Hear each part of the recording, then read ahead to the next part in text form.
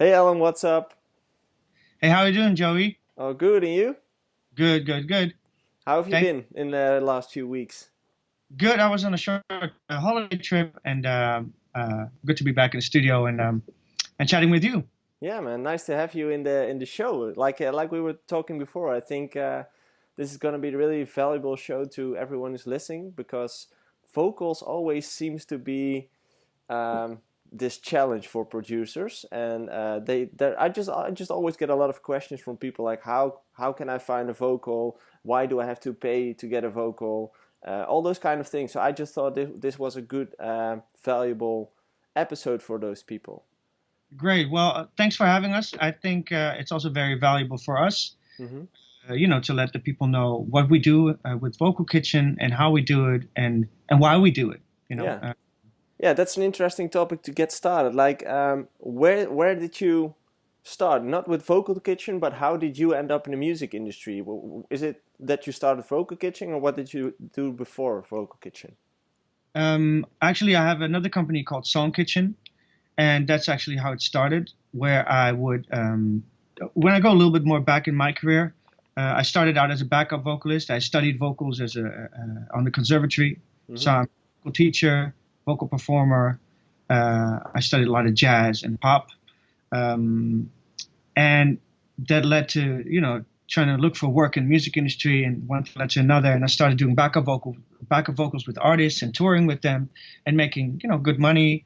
I could make a living finally, and then that turned into, I was always a creative person. Since I was 10, I was, just writing my own songs or trying to come up with ideas on the keyboard and playing piano and singing, while others were playing soccer outside. And, and then I found out like, oh, I don't want to be doing backup vocals the rest of my life. So I need to, I want to create. So then I started writing more songs, getting into the industry, and I got a few songs that did really well. By the way, I got more releases that never made a lot of money. That's like, first you have to, have a lot of releases that are not doing it Yeah. somehow. There's no way around it. First, you have to build this base. Yeah, you have to build this base, and then you're going to be tested. Like, how long are you going to last, and do you really want this? Hmm. Because the people that really, really want this are going to last. Otherwise, you're going to look for a normal job and look for something else, just like every other entrepreneur. Yeah. And then, because of my vocal background and vocal producing my whole life and writing songs for other artists, at one point, when the DJ industry got a new boom, I think that was around, when things started to be more commercial, Like instead of just 2014 or something, 2012. even before that, I think with the whole rise of David Guetta, Yeah, 2000, Chris Willis. yeah, I think that's 2012, something like that. No, it's before that. It's Oh, 2007. with Chris Willis, like the really, really previous hits. Ooh, Yeah, that's a long time. I yeah. think that's 10 years ago, something like that. Yeah, yeah.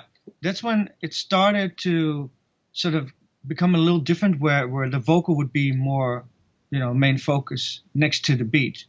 And DJs wanted to be more of a pop star than just a club DJ. Hmm. But it took a while.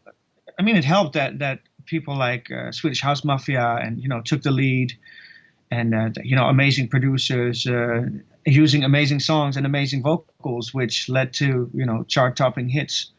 And then at one point, my career was in a phase where for example, I did a song "Evacuate the Dance Floor" for Cascada. Oh, really? You wrote that one? Yes, yeah, Holy shit, that was a big one. yeah, that was a big one. That was fun. Uh, Yeah. but then again, you can't live off of one success. It's great to have it, but you want to keep on building. Did And you only write it, or like how does that work in the process? well, in this case, since it wasn't really it's like a producers duo Yeah, it's a with project, right? more like a project, yeah. So in this case, I was really involved in the writing in the room with the producer, um, for this project. So I wasn't really shopping my vocal or anybody else's vocal. It was just the vocal of the vocalist. So I just had to write the song, or just write the song, Hmm. as it is. But I've known them for like 8 years, so I've been building that relationship for 8 years before that song did really well. Hmm. Just to give you an example of how long your relationships can last and what investments you need to make. Yeah. Because I would go to Cologne every day, not every day, every so many weeks I would go to Cologne, stay there for a couple of days, write songs, come back. And that thing actually led to more writing more and trying to find my focus as a creative person, which I found when I moved to LA in 2011. I lived there for 3 years, and I sort of got stuck in this, like, okay, so everybody else is doing cool stuff. What am I doing? I need to find my thing. And then I started, putting all these things together, like, okay, what am I not good at or least good at? Or what am I best at? And then I realized, okay, so I can produce a song, but I'm not the hippest producer. So I was like, okay, I can do that, but I don't want to promote it myself that way. Then I was like, okay, so I can sing. Yes, I can sing. I can write top lines. I can write melodies. I can write lyrics. What of those things are the best? Am I best at? So then I realized, okay, lyric writing, I can do a lyric by myself, but it just doesn't get me up to speed to where I want to be, and it's not as productive. Whereas when I write with somebody else, collaboration makes me work harder because other people start asking for the files and pushing it, like, okay, where are the files? When is it done? Let's get it over with.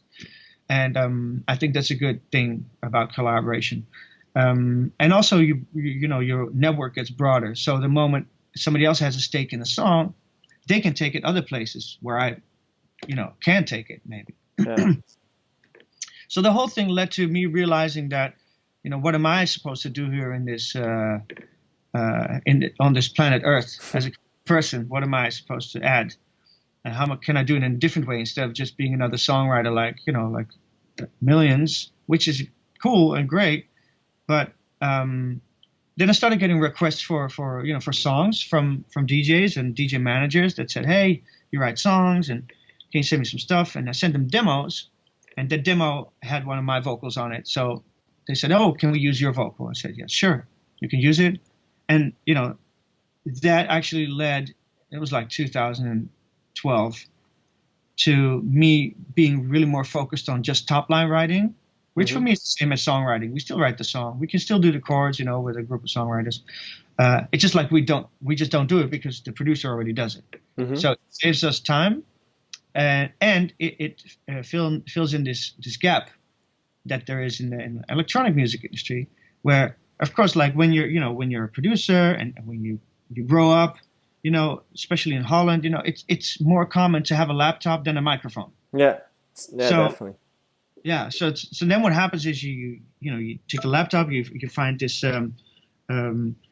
cool recording program, and then you're gonna record your own beats because beats are in the machine, and you can start fooling around with all these effects and stuff like that, and listen to music that you like. You try to copy it. That's how it starts. But then you realize, okay, now I need a vocal. Yeah. And then what? Yeah, and that's the exact moment where a lot of my clients are running into challenges, as in they have this product, they have this production, they know how to make chords and stuff, but then they got the big question, how do I get a vocal? Yeah, especially if you want to take it to, like the bigger labels. Yep. Go to the Spinnings or Reveals or Armadas or Ultras. All the big labels are looking for hits. All the big labels are looking for commercial stuff that people can sing along to. And, percentage-wise, there's more people singing along to the melody than kick drum. True. So, and even chords. Chords is cool, but you can't sing chords. You can only sing one note at the same time. Yeah. So it's something that sticks. And that's the part of the songwriter. Of course, you can do melodies in a drop or something. That could be really catchy. But then people are used to hearing a vocal when it comes to radio and, commercial stuff. Especially Spotify. I think since Spotify entered the game, a vocal became even more important than it was before. Yeah, you think so? Yeah. I never thought...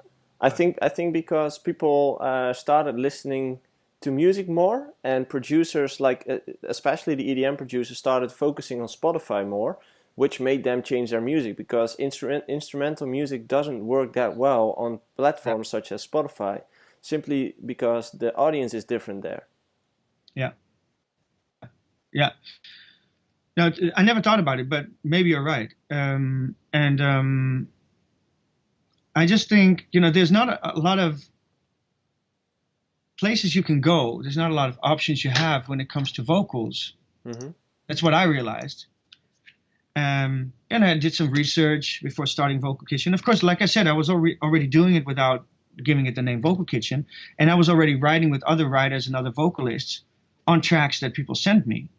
Mm-hmm. So we were the same. And then, I would record their vocal, for example. And then I would record my vocal, or another female that I was working with, or another male writer.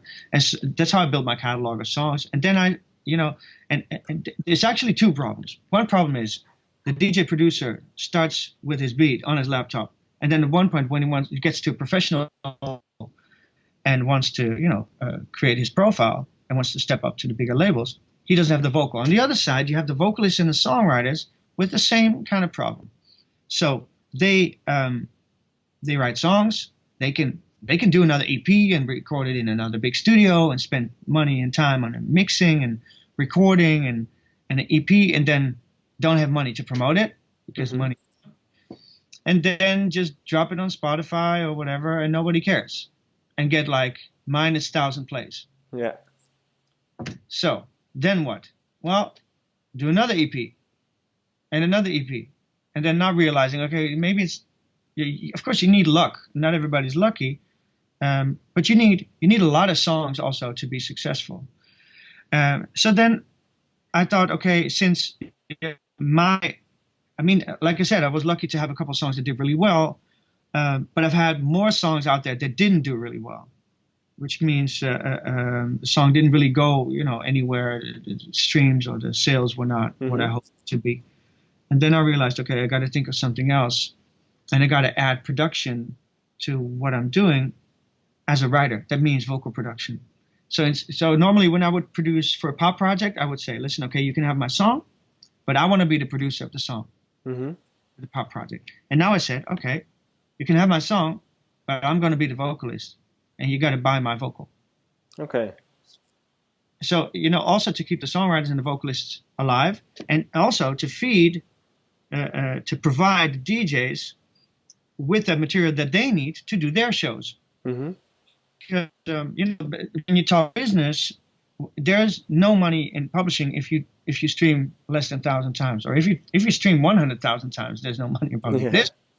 But it's not not a much. lot. Yeah, you can go to McDonald's or something. Yeah. Maybe you don't go there every day. So everybody, the DJs and the songwriters have to find, and the vocalists have to find different ways to make a living. And of course, for a DJ, it's still interesting to invest in his career and to have continuous amount of releases to create momentum. Mm-hmm. Whereas for the vocalist, it's the same, but it's not his project. The DJ is the project. It's his name on it. And the vocalist is either featured. End of the day, nobody cares about who the vocalist is. Yeah. End of the day, nobody really cares about DJs. People love songs. How many examples do you know of songs that you like? Oh, I remember that song. It goes like this, and then you hum it, and you know certain melodies. It's not like you hum a chord progression, Again, right, true, yeah. So it's all about the song, and I don't even care sometimes who the vocalist or the producer or the writers are, And I'm a writer, and a vocalist, but that only shows that this business is all about the song. Mm-hmm. That's exactly what difficulty is. So difficulty for the producer, I have half a song. Yeah. And difficulty for the vocalist to actually get a platform also, because a DJ has his own fan base. They're working on their own artist career. So it's actually matching those two, and combining those strengths. Mm-hmm. That's where the magic is. There's not a lot of companies that I know that do it the way we do it, which is, we handpick all our vocalists and songwriters. I go, myself as a writer, I go over every song that comes in, and I listen to the quality of the vocal production. I listen to the quality of the melody and the lyric in relation to the client that asks for it. Hmm. And can you take us to the process? And as an example, I'm a customer of yours. How does this work? Like, what kind of options do I have, and how does that work in in the process? Okay, here's what I think. Like I told you in the beginning, that the natural process is open your laptop, create a beat, problem, right? So I start telling producers and DJs, why don't you turn it around? Because I know it's very natural to start with a track. Cool. But then if you have 100 tracks, then what? You still have the same problem. Yeah. So how about you turn it around and find a song first? Find a lyric first. Find a lyric that is where the lyric has a melody. Yeah. Because if I just send you a lyric, you can't do anything with it. Yeah. I'll give you a sheet with some words. Yeah, it's different. Yeah. Yeah, a lyric is just a piece of, a PDF with words. The lyric has to be sung. In order for a lyric to be sung and recorded, the lyric needs a vocal melody. Something that people can sing along to. That vocal melody has to be recorded in a studio that costs money. A vocalist that may or may not produce his own vocal. So it's that's pretty complicated process, which we notice a lot of producers don't understand because they don't do it, so they don't understand it. Yeah, they never experienced it. No, so it's very time consuming, and every song is different. It's not like one size fits all. And there you go. So I would say turn it around, and that's what we offer as well, which is, I don't know where you could find that, but you would have to reach out to individual songwriters that have quality material, that know how to write songs, that know how to produce vocals, that know how to perform vocals. And that's what makes it difficult, because sometimes you can find, your neighbor or something like, oh, he can sing. Yeah, but he can't record a vocal properly. Yeah. At a certain level. Or, so that means you have to do it. You've probably never done it before because you beats. So that's tough. But then maybe your neighbor can sing really well, but he can't write a song, or he can write a song, but he can't sing, or he can't vocal produce. There's all these difficulties, and we're trying to take all the hassle out of that whole process. To us, and the first thing we ask you is, of course, like, do you have tracks? But also, to do it faster, is here's a catalog of songs that we have. So, what's your budget range? First question. And what kind of budget are you working with? Like from what price are you starting? Starting from 500 euros and up. Okay. So that means everybody that's serious about their investing in their career. We've noticed that over the years, this is a reasonable price that people are willing to invest. And of course, the final price of the vocal really depends on, the credibility of the credits of the vocalist. How well the song is written, that's all very, nobody knows what that means. Yeah, it's pretty personal, right? It is personal, and also every vocalist decides for themselves what it's worth for him or her. We don't decide. Oh, so the vocalist decides on what price range they want to be in. Yeah. Okay. So it could be that they have shitty songs, but want 2,000 euros for every vocal. Because they only write five songs a year, which of course they will have to up the price, otherwise they can't make a living. Yeah. But then if it's shitty song, but what is a shitty song? That comes down to what. Some people say, I love this idea. Some people say, I don't want this idea. This is not for me, which is cool, and that's what makes it interesting. But we're trying to, we can facilitate starting from 500 euros and up on the fee side. And there's sometimes it's the artist that pays, sometimes it's the label that pays, the management that pays. Really depends on what the structure is in the team. But for that, we can give you a fully produced vocal and a professional written song. And I'm not talking about taste. So it's, like I said, the vocalist decides, okay, this song I want so much. And I've done this and this for this artist, so I want 4,000 euros. Or, for this song I want 700 euros. Or, whatever it is. Yeah. we're not leading there. We just assist them, and we assist the customer, which is the DJ. So we try to bring them together. And yeah, that's actually a really smart idea. I think that's definitely something a lot of people are looking for. Yeah, we've seen a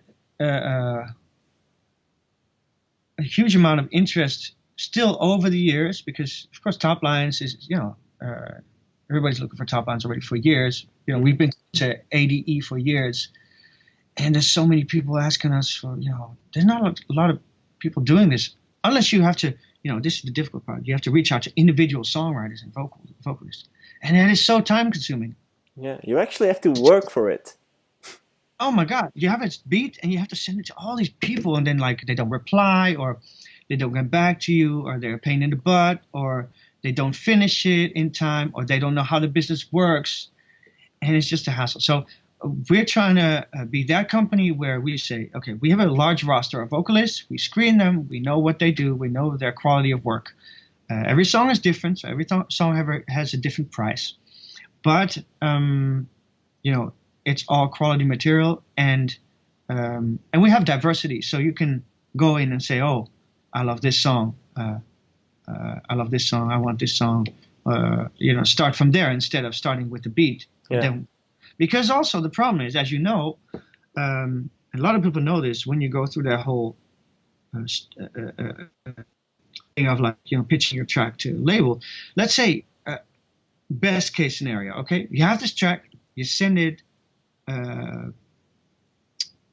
out to labels, and then Spinning says, let's take Spinning as an example. I love the track, but I miss a vocal. Go find it. And then you go, can you worry about, okay, how am I going to find it then? And you won't find it on Google. You're going to be going through the whole hassle of reaching out to individual people. And then, if you're lucky, it costs you 3 months to find a vocal. Then you go back to the label, and Spinning might say, yeah, I love it. Or they might say, no, we don't like the vocal. Find another vocal. So there you go, another 3 months. So this whole process, and let's say, best case scenario, Spinning said, yes, we'll take it. By the way, we got a release schedule that's still, pretty full. Pretty full. So, the whole thing from like, creating a track, that's one thing that costs time. Finding a vocal costs time. Finding a label costs time. Mm-hmm. Waiting for release costs time. Before you know it, you're 9 months further and your track sounds dated. Yep. Great. Now you can go back in, change it. So what we try to do is, okay, we know you have your instrumentals. Yes, our vocalists can work on those instrumentals, but it costs time. Mm-hmm. So why don't you go through a catalog of available songs and vocals? If you find something you like within your budget range, you can buy it. We'll make a deal on royalty percentage for the vocalist as well. Because, you have to be fairly compensated in the long run as well. If there's a label or release coming up. The copyright split has to be decided on. Mm-hmm. And featuring or no featuring, those are the 4 things that we deal with. So those are also the 4 things which a singer or songwriter is making money out of. Well, the fee, of course, yeah. Yes. Flat fee, or sometimes in advance, depends on what the structure is, if it's a label or not. We don't. That's up to the client, but most of the times it's a fee. royalties? Then the royalties. We negotiate the royalties on behalf of the vocalist. So that means, just like the DJ, the producer gets royalties from the label when it's released from the artist, the vocalist is also a performing artist on the record, so he needs to be compensated there as well. Mm-hmm. But, that income is only worth it if you have a hit song. If it's not a song, you're not seeing any money there. With like 100,000 plays, you're talking about maybe 10 euros, 20 euros, something like that. Yeah, to be divided. Yeah. Yeah. So that's income, but you can't make a living off of that. Same with copyright. If the song is not a hit, there's almost no money. But you have to negotiate all these splits. Mm-hmm. Most of the splits end up being 50-50 on the top line. 50 for the top line, 50 for the DJ. But that also depends on who the writers are, who the DJs are, it's on a song by song basis.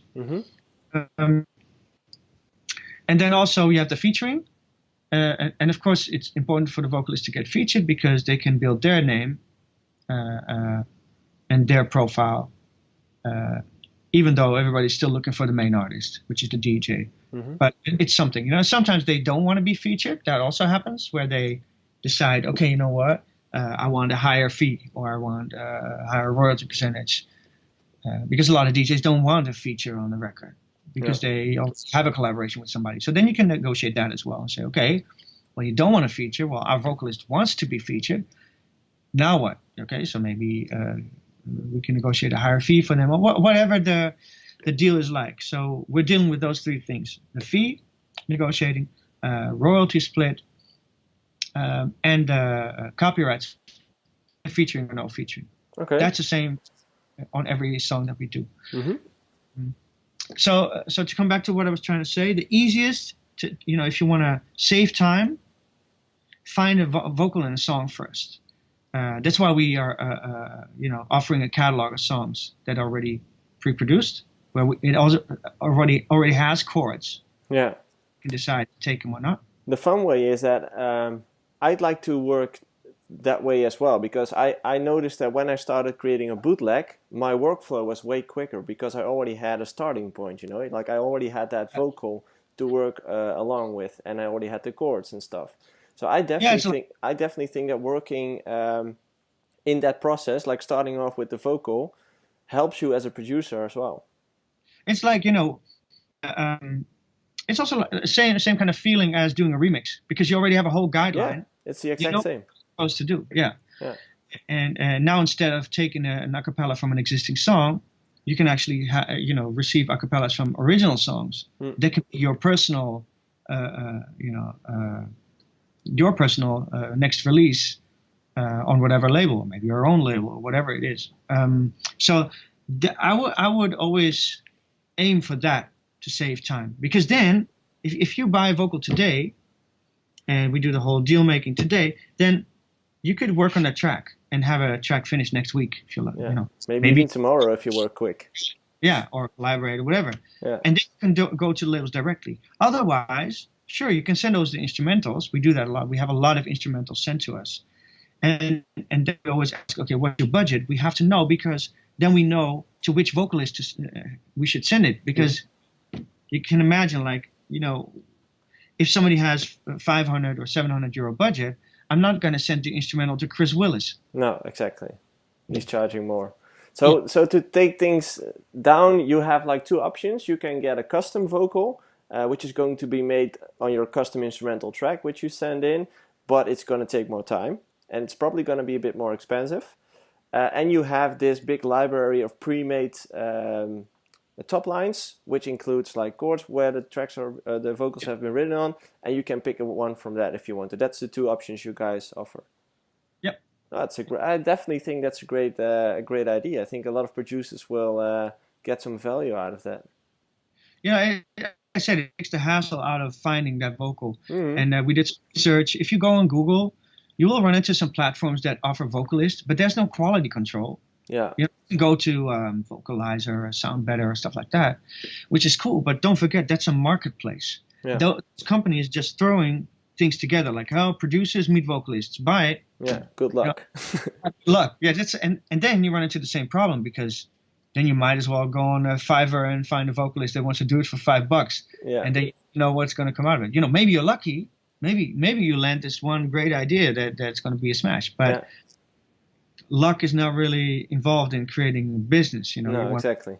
You want to be taking steps, even if it's baby steps. Make sure you have a release schedule. You're like aiming for so many releases a year to build your profile, and that means you got to invest in quality material and we already do all the hassle. We look for those vocalists, we look for those writers, and if they can't write but they can sing, we put them together with people that can write, or people that can write that can't sing, we put them together with vocalists, or if they can't produce a vocal, we put them together with a vocal producer. So we try to come up with this whole package. But like I said, that's all time consuming, which do that faster. I wish I could do.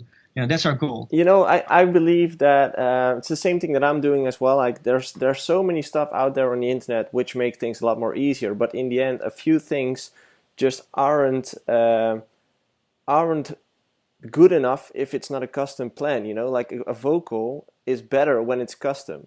And the same goes for me, like of course I can bring out all the value I want on the YouTube, but in the end every person's different, every artist is different and needs a different approach. So it's the same thing you do for vocals, I think. You just want to connect the right person with the right singer with the right producer. Exactly. Yeah. And that's not something that's really easy to do through an app or through like another website or whatever. True. No. Our goal is to make it easier or faster, and the only way for us to do it is to have more content creators, vocalists, songwriters. Mm-hmm.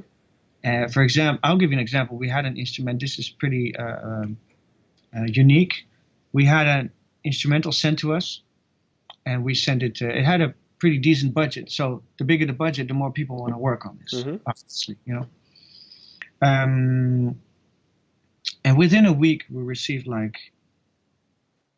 was 8 or 10 top ideas on one track, custom made. Wow. So that means if we keep on building this, then we can, hopefully get to a place where you can send your, of course you can still look for the songs. That's still the fastest. Mm-hmm. But, if you don't find anything, sure, send us your instrumental. And then hopefully we get to the point where we can guarantee a certain amount of ideas on spec on your track. Yeah. That means, how cool would it be to receive 10 ideas within a week, 10 top line ideas on one track. Yeah. And then on spec means that you're actually you get those 8 IDs or 10 IDs and you can pick the one that you like the most, right? And you don't have to pay for the other 9. No. You only pay for the one that you take, because the other ones we're going to recycle anyway. Okay. Because if the top line is not chosen, we drop the track, we lose the track, do new chords underneath, and put it in the catalog and sell it. Yeah, so that keeps the whole catalog going, flowing, and so the catalog is never lost. Yeah, great idea. Okay, unfortunately I have to go, and you have to go as well because we have both meetings. We both have meetings at 11. So I heard. Yeah, but anyway, I think this was a really valuable talk. I learned a lot, and I think a lot of people will as well. I will put your website in the description for people who are interested in your services. And thanks for your time. Well, thanks for your time, and I hope we can be of service and help DJs find more vocals and vocalists more releases. So. Thanks. Thank you too, man. Bye. Bye.